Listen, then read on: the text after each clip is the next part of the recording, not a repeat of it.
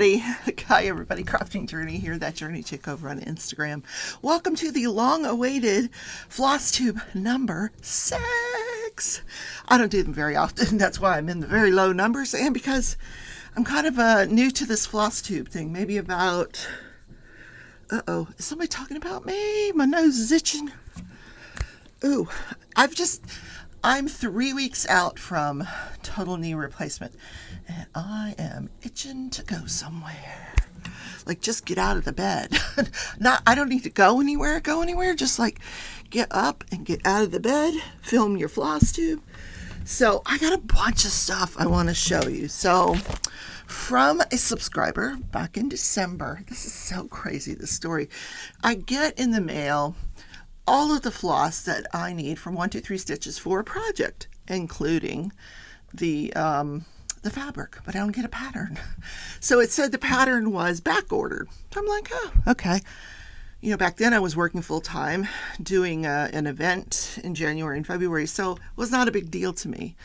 I felt bad for the subscriber though, because she was like, 123 Stitches kept putting her off, saying, oh, you know, they kept moving the date. Well, in April, early April, I got the pattern. She finally got so frustrated. She had another company send me the pattern, but I actually got it from 123 Stitches as well. So funny, because here's the pattern. This is what took so long to mail. One piece of paper. One piece of heavy cardstock paper folded in half, with the pattern on the back. I won't show you the pattern, like maybe real quick. Yeah, patterns on the back. But I got all the thread, got the fabric. I think I might want to dye the fabric first before I start this project. I haven't decided what color, and I do love dyeing fabric. I don't do it a lot, but I love doing it. In fact, I've been ordering from Fortnite Fabrics. They have a Fabric of the Month club. I don't know if it's a club, or I don't think I'm in a club. I'm not really good at clubs. Anyway, it's a monthly subscription. That's what it is. So I get I think I get the romantic one, or I think I recently switched. I don't remember which one I get. So I've got 3 to show you. One that I have in mind that I'm going to do a project with. This has kind of like some oranges in it. This is like the most recent one that I got. Look at the orange in that. Oh, isn't that fabulous? It looks really good. And I think, I'm not sure. I was thinking about this pattern on that, but maybe I need to go with a darker background fabric if I want to get this effect, because this is not cross stitch here, so I need a darker background. So that's not going to work for that, because all of whatever this category was that because there's like 3 or 4 categories at Fortnite Fabrics, but whatever one that I picked, it's not really bold colors or anything like that. I could probably make one for that. Like some cobalt blue would be good. Anyway, so there's one that I got. Another one, I'm not sure what colors are in here. Whatever it is, it's really light, very subtle. I think it's a very pastel blue and maybe a cornfield yellow, but look, you can almost see like trees in it, and it's just a very cool vibe with that fabric. So I put myself not in that even weave category, guys. I put 16 count Aida. Yeah, I'm still in the Aida category, which, you know, that's what my eyes can handle. Someday I will get brave enough to try, 1/1 on something, or, I don't know. We'll see. And this is the other one that I got. So you can see I've been there 3 months. This one has a lot of green in it. I'm not a huge fan of green, but I will find something that looks good on it. Yeah. Look how pretty this one is. Yeah. And I love the way it has that like burst of color right there. Isn't that cool? This would be really good for, I don't know, maybe a landscape scene or something well planned out. Oh, these fabrics are beautiful. They really are. So those are the three that, so I'm building up my fabric stash. Yes, I am. I keep it in a little, those boxes that you can get when you're on your way into Joann's and you just get in the door and you're like, do I need a cart? Do I not need? And you're trying to decide on the cart, but everything's catching your eye. 50% off. Because when you walk into Joann's, that's the first thing you see. 50% off. All the recent crap that we just put out for you. Like, what is it, April? All the Easter stuff is 50% off. Oh no, I'm sorry. Easter stuff would be in aisle 3. Aisle 1 and 2 that's 50% off is all the new stuff that's way overpriced, but they're going to give it to you at 50% off for 4th of July. 50% off everything red, white, and blue. Anyway, your eyes go there. But if you look all the way to your right, your eyes go all the way to the right, you'll see this stack of boxes that are really cool looking, and they're all empty. You can just open them up and you can store stuff in them. And anyway, I went way too far with that explanation. So, one of the projects I have been working on in my bed, I've been alternating between crochet and cross stitch. So, this is from Caterpillar Cross Stitch. Now, it is a kit that I ordered late last year. This is the kit, and the pattern, of course, is right here. That's the name of the pattern, Made to Create, because everything on the pattern is like scissors and measuring tape and all these cute little sewing items on this pattern, and it's really cool. So they gave me a 14 count 8 of fabric, which I'm okay with that. You had a choice of 14 or 16 count fabric, and it's just like regular run of the mill fabric. I don't have an issue. I do have an issue with this company, but I would say that if you're going to order from this company, do not order a kit that includes thread. Their thread, it's terrible. I'm sorry, guys. Thread is just awful. It splits, and then you got a big old mess on your hands. So here's where I am on this project. This is sort of the middle. I started sort of the middle of the project. Now, I don't even have any idea what this is. I think it might be a zipper foot. I have no idea. It looks like a rake to me, and I don't know why you would put a rake in the middle of sewing stuff. Obviously, scissors here. There's a sewing needle here, and then you've got the thread running through. There's a button here, and super cute. The whole pattern is super, super cute. But if you're using their thread, I did use their thread here, and then at this point, I'm like, dip, no more. I'm not using any more of their thread. I got so frustrated with it. It would just knot up on the back, and I'm not one of these people that's very anal about what my back looks like. Like, I really don't care. But I don't want it all knotted up. Because, I don't know if you can see some of the areas where it just got all knotted up because of that cheap thread. So what I did to fix that so I could finish what I was already working on, because I don't have to worry about dye lots when I switch to DMC, because there's so many colors in this pattern that it won't make a difference. But I wanted to finish what I had already started with the thread that was included so that everything would match. So I just used shorter pieces of thread, which, there's a size that I like to use, and I had to go to a shorter piece just to make sure that it wasn't going to be fraying anyway. So I would just say, here's how the thread comes in the kit. It's got a DMC number attached to it. It also has a number that matches the pattern, but I don't think it's DMC thread because it's very, very cheap. Anyway, so that's my deal. I think if I was going to order from Caterpillar in the future, I would just order the chart. Yeah, I would use my own fabric and my own DMC floss.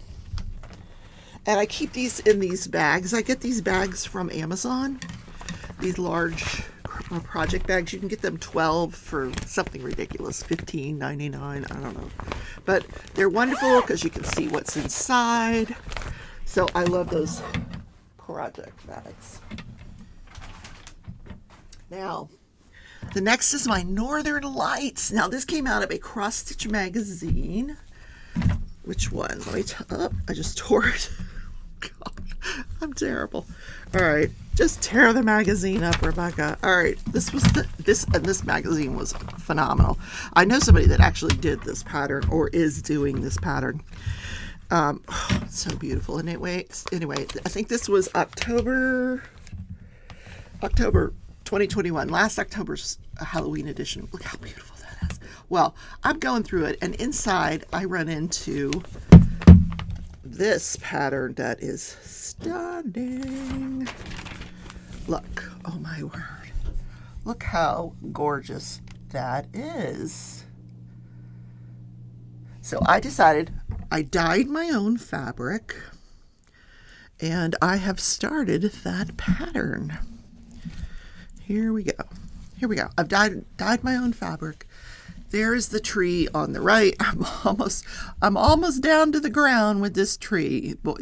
You know, it's all 310, but wow, you have to really pay attention to the pattern, you know, because yeah.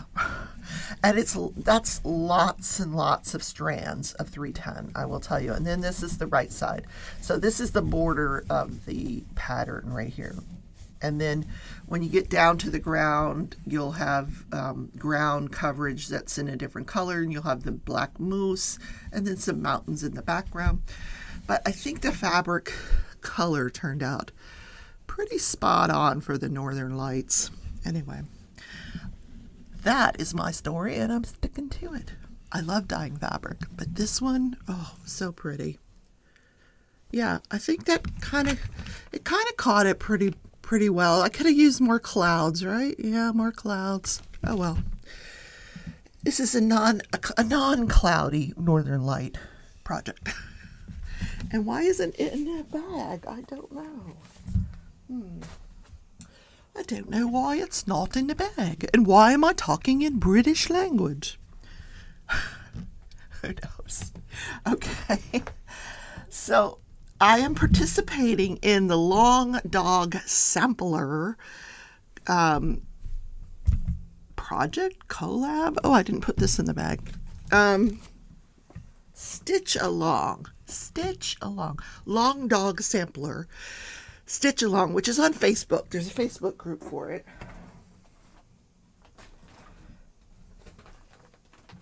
I just want to make sure it keeps this all together. And I picked out, you can go online, you can go to Long Dog. I knew that was going to come out of my mouth sooner or later. Long Dog Sampler online, and pick out a Long Dog Sampler. So I picked one out. It's called the Opening Gambit. Let me see if I put yeah, I did. Here it is. This is the upside down picture. The Opening Gambit. And I just love it. So I'm working on this little part up here. You see that little, I don't know if you can see him. There's a little monkey there.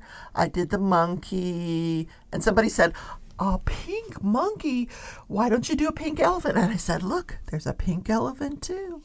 And a camel. Yep. Everything, I'm going to do everything in pink. But it's so cool. It's got this hot air balloon. It has all these animals down here, and it's got a full chessboard, and then like the knights and the queens, and I just think it's such a cool project. Very detailed. It's like my 10-year project, but are you ready? Drum roll, here it is. And I'm doing it on this super shiny, I think it's a 16 count. It's super shiny. So you probably can't get that it's super shiny. Let me tell you it again. It's super shiny. But look how pretty with that pink. See the monkey? There's the monkey. Then the house. I'm going to do the house next. Then I might drift down here and do the elephant. Yeah. But I love that color. What color is that? That is 3607, which who does not love 3607? Oh my God, ladies and gentlemen. That color's the bomb. Okay. That fabric has this iridescence to it. That's That is the word that I'm looking for. Iridescence. Oh, so pretty. And I forgot to tell you, with the Northern Lights, when you're using a magazine, I got this at the local. We have a local cross stitch store, and I got this there. But I'm sure you can get them anywhere. And they just hold onto your pages, and you can see where your line is at. And when you really need to pick up a group of pages, like one page is just too few. But pick up a group of pages, and you can follow your line and just kind of push it down as you go on the pattern. Yeah, magnetic. I think it's 3 to a package, 3 or 4 to a package. So that goes with my Northern Lights. What else? So that's what I've been actively working on, with the exception of one more project I've been very involved with, and this is my temperature collab with the Crafty Heifer. We alternate channels. It's the last Wednesday of every month where we come on live and we talk to our subscribers and see where they're at on their projects, their temperatures. I'm doing a bookcase. Yes, there's my bookcase. And yes, I'm in March. My hope by Wednesday is to at least get March done. I'm finishing up the little photograph or the picture frame that goes on the shelf. I did the jar, went into February. Now this picture frame is going in with the March books. But how cool is this? So yeah, I've got some catching up to do. So I'm going to be working on this. I will probably put the Opening Gambit and Northern Lights away and get out some other projects for the months of May, just because I like to alternate projects. But this I work on every month. So, okay, what else? Oh, so I get Cross Stitch Magazine. So in the April edition, was it April? Yeah, April. I forgot. I didn't even look at it. So I took a quick look this morning, and really the only picture, both April and June editions were, flowers and spring and, all that stuff that goes with that, plants and my poor microphone. Hashtag BFD. I digress. So, plants and bunnies and I'm not into all that stuff. But one of the things that jumped out at me during this edition, this was the April edition, this was so pretty. This little sampler. Look how beautiful. It's a window scene. And the thing I like about it is it captures like the shadow on the wall and that the windowsill creates, and it captures these lights coming in here. I just think it's beautiful, lots of playing with light in this scene, and I think it's really, really pretty.